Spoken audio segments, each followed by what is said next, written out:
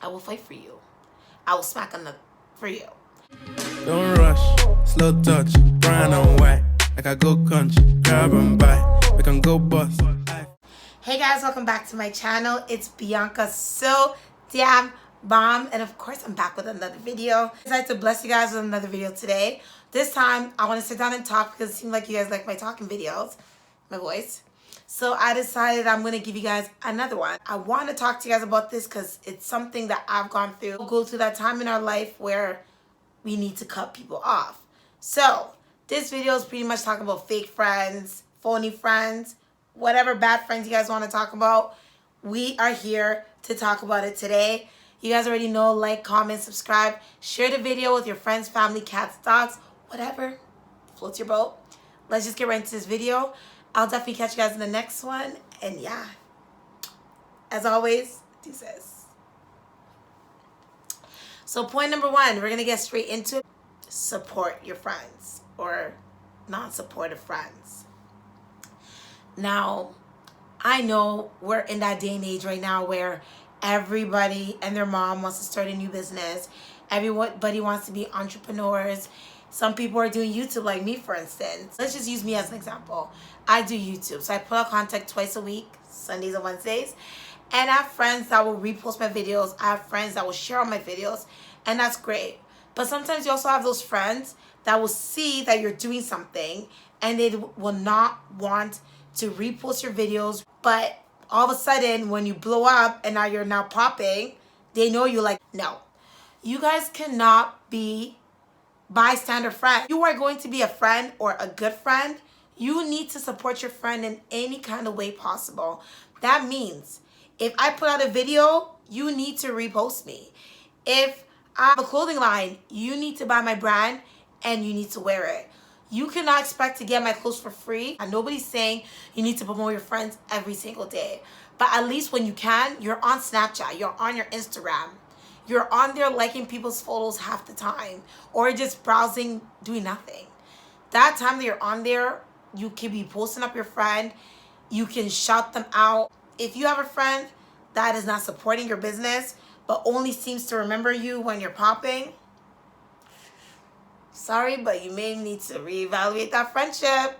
If you have that friend that be calling you bashing one of their other cliques, half the time, they are bashing you too to their other cliques. I hate when people are so naive and they act like, oh, my friend is calling me because she's venting. Now, there's a difference between venting and there's a difference between bashing. Now, for instance, if I call you and I'm like, oh, I have a friend named Cynthia. Honestly, like, she's so annoying. She has this boyfriend. Her boyfriend doesn't treat her well. But now you're starting to spill your next friend's business to your other friend, but they're not even friends. That's a problem. You cannot expect that your friend is sitting there on the phone or in person or whatever, talking to another friend while the other person is talking shit about you and they're just quiet. I hate naive people. There is no way a group of people are going to be sitting down and not one person is not going to say anything. Most of the time, if they can come back to you and tell you that I was talking to so-and-so and they were bashing you, most of the time they were bashing you too. They're only going to tell you what the other person was saying. And that's just pretty much talking behind your back, friend. So now, friend number 3. I have rules. And one of my rules, guys, is to never date any of my friends, exes, or a guy that my friend used to fuck with, or a guy that my friend is feeling.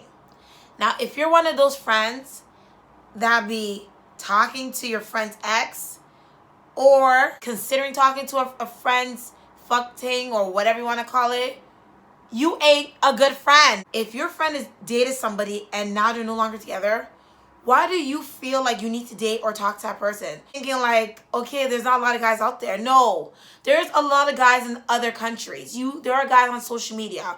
You do not have to date your friend's ex or your friend's fuck ting. I know sometimes the fuck ting or the ex will try to move in and try to be sneaky and try to talk to you.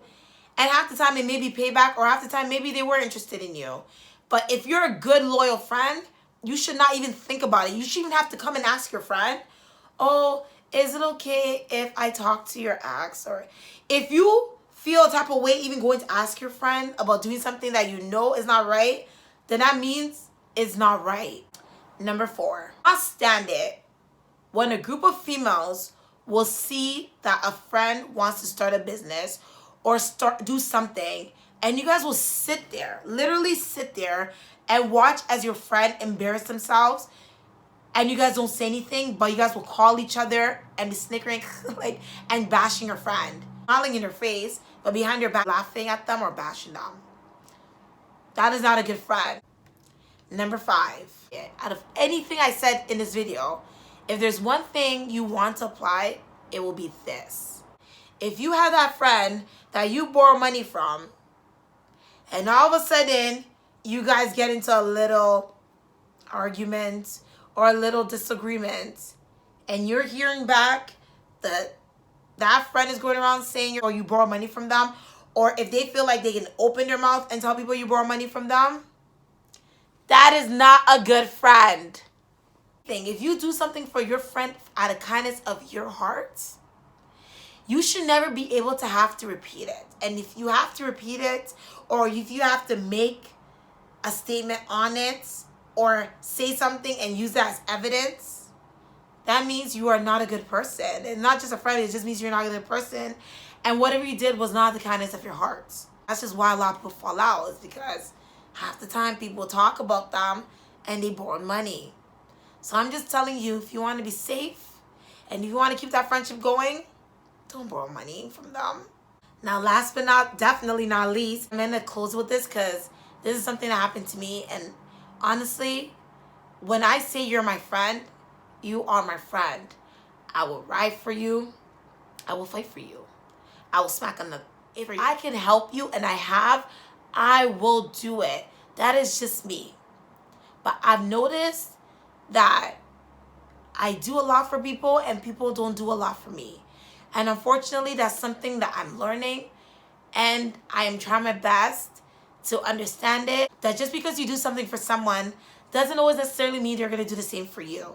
If you have a friend that does not reciprocate, and if you're wondering what reciprocate means show back or give back the type of love or the kind of love that you give, that person is not a good friend. You guys out there that have friends that only seem to come to you when they need something, but all of a sudden when you need something, they either don't have or they have, but they just don't want to give it to you, they are not a good friend. They are not good friends. A lot of us always seem to always want to look past the fact that, oh, you know what? I've been friends with this person so and so many years. But if you have to say but, that means you're just trying to justify to yourself, not to anybody else, to yourself, why you think you should keep that person around.